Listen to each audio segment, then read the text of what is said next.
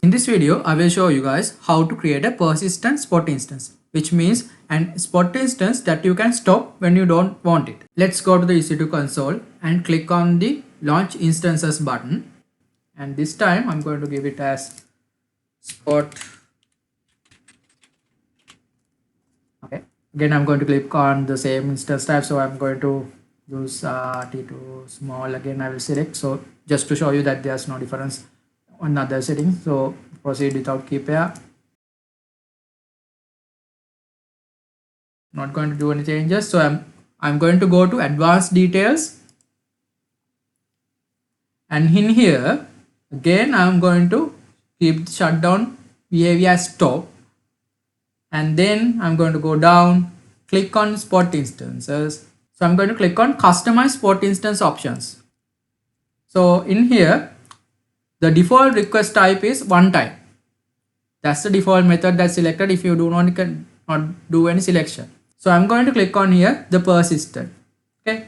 And I'm not going to give any maximum price, capped at on demand. So it says no maximum price. That means any spot instance price will be capped at maximum. So maximum on demand price. So it won't go beyond the on demand price. So if I'm going to normally use EC2, I will pay on demand price, right? So I'm not going to give any maximum price. If you want, let's say, to have your cost reduced and not to incur any on demand pricing even, you can go here and give a maximum price, but I'm not going to do that one. And there's no expiry date for this particular request. So it's going to be there until I completely remove this request manually, terminate this one manually. It's going to be there. So if you want a specific expiry date, you can select it. Okay, that means I need this persistent instance, spot instance to be there only for 1 month, 2 months, 3 months. You can give the expiry date. Okay, so I don't want like that. So I'm going to give no expiry date. Interruption behavior. So let's say this stop behavior earlier which I mentioned is your action, user action. What will happen if you user want to stop the instance? This is the interruption behavior that happens from the spot instance side itself. That means no longer you have any spot capacity to provide you the spot instance. Then what it will do? Normally it will do is it will like terminate the instance, right? Give you 2 minutes warning, then terminate. But in here we can like stop, like change it. You can, let's say if there's no spot capacity not to provide us a spot instance, you can tell AWS, okay, don't terminate my instance, just stop it, or just hibernate, any option you need. So I'm going to give as stop. That means there's no capacity and there's interruption, it will just stop my instance, it won't terminate. Okay, I'm going to keep all the other settings as it is, and then click on launch instance. So if I go back and go to instances running, so if you have a persistent spot request and you want to completely remove that one, okay, that means you don't want a persistent spot request anymore, you are done with your work. You can't just terminate your instance from here and be done with the spot instance.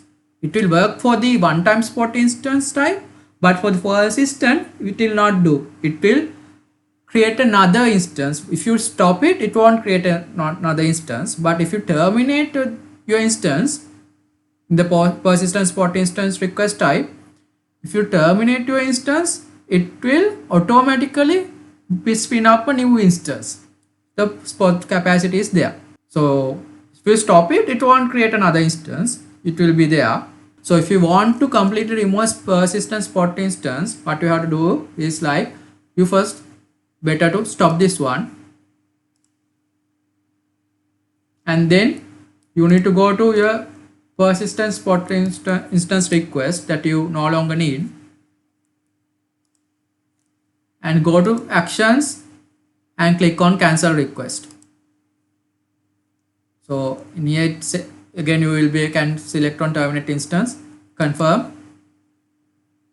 Now only your instance will get completely removed. So if you click on it, I shut it down only right earlier.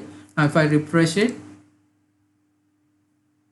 it's going to be shut down and then terminated because I cancelled my persistent spot request. See, So I no longer need this one. Now only your persistent request will be done. So this is how you guys can completely remove a persistent spot request.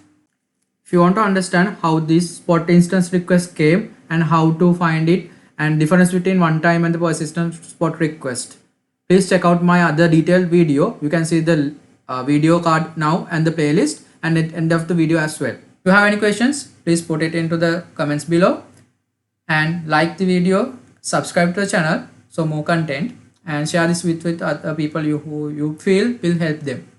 Thank you everyone.